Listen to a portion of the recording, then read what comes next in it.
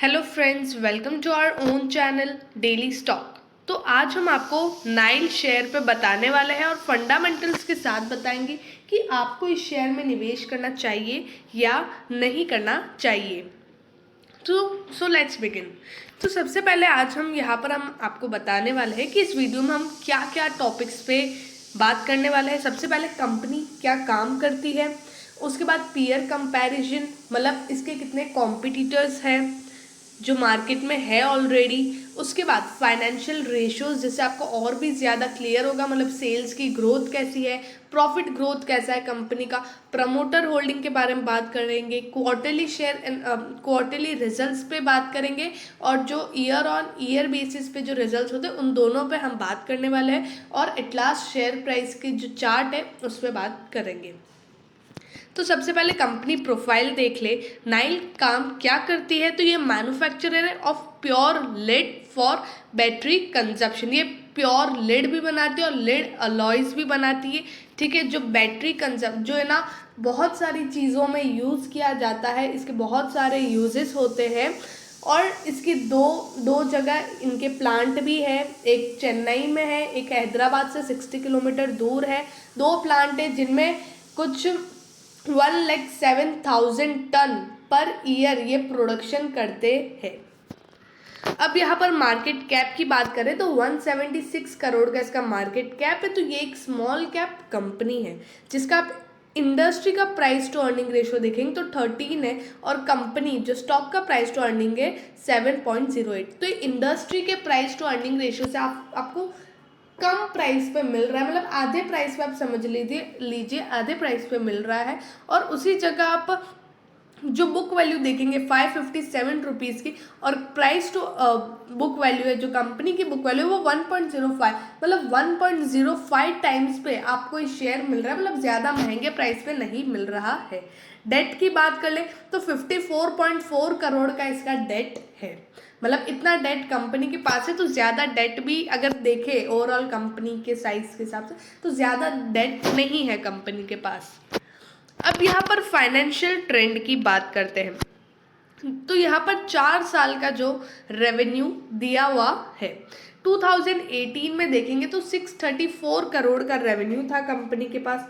2019 में 571 करोड़ का था, 2020 में 592 करोड़ का था, और 2021 में 536 करोड़ का था। ठीक है, 2020 और 21 के बीच में जो पेंडेमिक था, कोरोना की सिचुएशन थी, तो कंपनी का जो रेवेन्यू है वो कम होना स्वाभाविक था। लेकिन प्रॉफिट्स अगर आप देखें कंपनी के, जो 2018 में 23 करोड़ का प्रॉफिट हुआ करता था, वो डायरेक्ट आधा हो गया 2019 में 12.5 करोड़ हो गया, 2020 में 10 करोड़ 93 लाख, और 2021 में 13 करोड़ 80 लाख।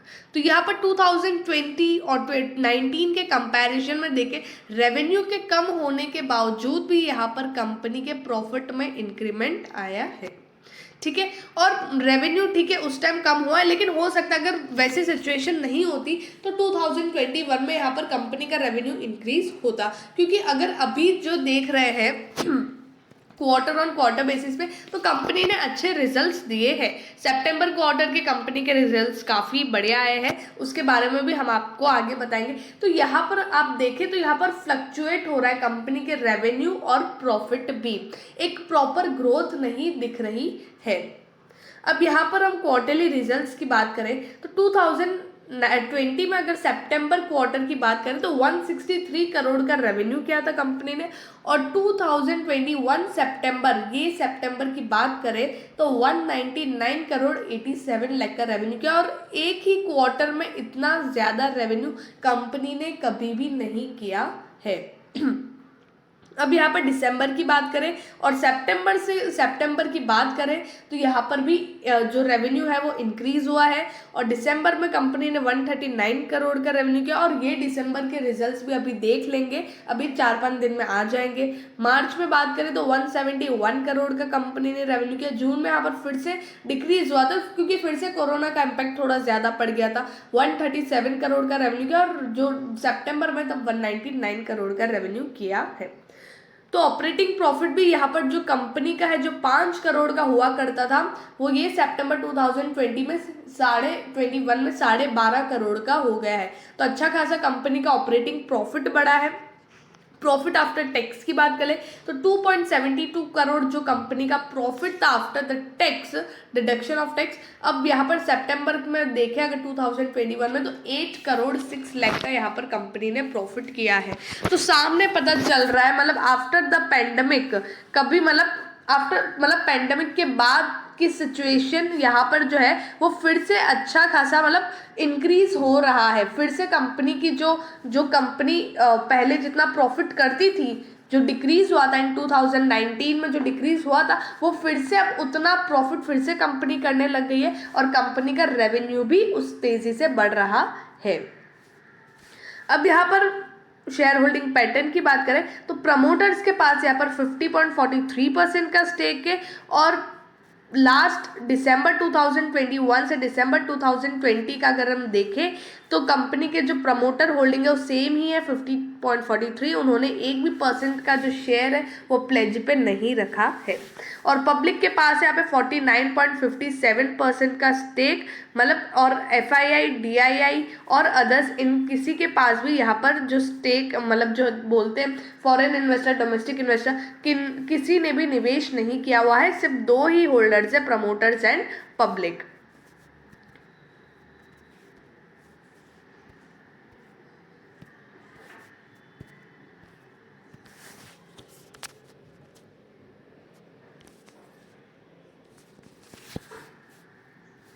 अब यहाँ पर नेक्स्ट फाइनेंशियल रेशो की बात करें तो सेल्स ग्रोथ में आप देख सकते हैं जो 579 करोड़ का जो कंपनी ने रेवेन्यू किया है वो कैसे यहाँ पर इंक्रीज और डिक्रीज हो रहा है।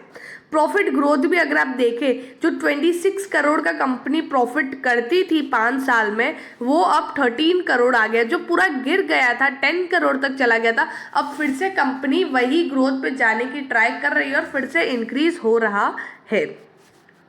ROE की बात करें जो 30% का कंपनी रिटर्न देती थी, मतलब जो शेयर होल्डर्स है जिन्होंने पैसा लगा उस पैसों पे कंपनी कैसा काम करके रिटर्न देती है, जो 30% का रिटर्न देती थी 30.37 वो अभी 9.34% पे आ गया है। मतलब और भी गिरा था 8.03% पर अब फिर से ऊपर आने की ट्राई 9.34%। और कैपिटल को कितना एफिशिएंटली यूज कर रहे हैं ROC मतलब तो वो भी 45% का रिटर्न जो मिलता था 45.35% वो अभी 11.69% पे आ गया है। पर यहाँ से ऐसा लग रहा है कि कंपनी फिर से वही पिच पकड़ेगी, कंपनी फिर से यहाँ से उठने की ट्राई कर रही है।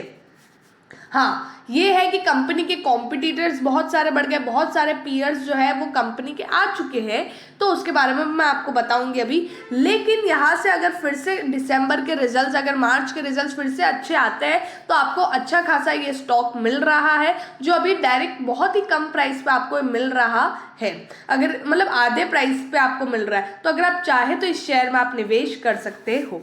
डेट टू इक्विटी स्टार्टिंग में बता दिया 54 करोड़ का डेट है और डेट टू इक्विटी रेशो 0.33%, मतलब इतना ज्यादा डेट नहीं है कंपनी के पास। अब यहाँ पर पीयर कंपैरिजन की बात करें, अगर आपको माइनिंग मिनरल मेटल ऐसे सेक्टर और इंडस्ट्री में अगर आपको लेना हो तो यहाँ पर Hindustan zinc, Hindustan copper, tin plate, Gravita, precious wire, Manaksia, Ram Ratna wire और 8 शेयर है यहाँ पर, जिनमें से अगर आप देखें तो ये 8 नंबर पर क्यों, क्योंकि जो मार्केट कैप है सारी कंपनीज का सबसे ज़्यादा कम मार्केट कैप नाइल के पास ही है। तो आपके पास एक तरह से ये भी है कि अभी जो इसका मार्केट कैप है सिर्फ 176 करोड़ का ही है। अगर धीरे धीरे इसकी प्रॉफिटेबिलिटी बढ़ती है, धीरे धीरे कंपनी का रेवेन्यू बढ़ता है तो हो सकता है इसके मार्केट कैप के बढ़ने के भी चांसेस, मतलब इसका मार्केट कैप भी बढ़ेगा, लोग ज़्यादा निवेश करेंगे तो इसके मार्केट कैप के बढ़ने के भी चांसेस है। और ये सबसे कम मतलब एक स्मॉल कैप कंपनी, तो आप यहाँ पे लाइक ट्राई कर सकते हो।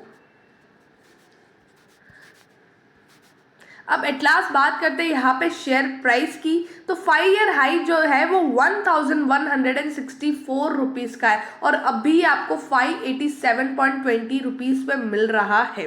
मतलब ये शेयर, चलो इसकी रेवेन्यू और प्रॉफिट नीचे आई थी, पर यहाँ से अगर इसका रेवेन्यू और प्रॉफिट मिलता है और फिर से अपने 5 ईयर पे जाता है तो यहाँ से आपको 30% का प्रॉफिट मिल सकता है अगर आप इस टाइम पे निवेश करते हो तो। फ्राइडे का जो हाई था 594.70 रुपीज़ का था और 582 का लो था और 52 वीक हाई भी 728। अगर आप यहाँ से निवेश करते हो तो इस हाई पे जाने के लिए भी आपको मतलब अच्छा खासा प्रॉफिट मिल सकता है। अगर शॉर्ट टर्म के लिए लेना हो तो आप मतलब 730 या 700 रुपये तक का भी टारगेट रख सकते हो।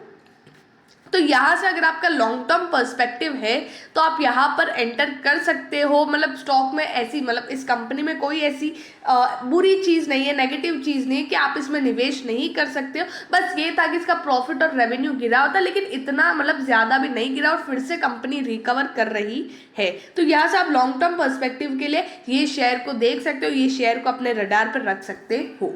अगर आपको वीडियो अच्छा लगा हो तो please like and share and subscribe our channel.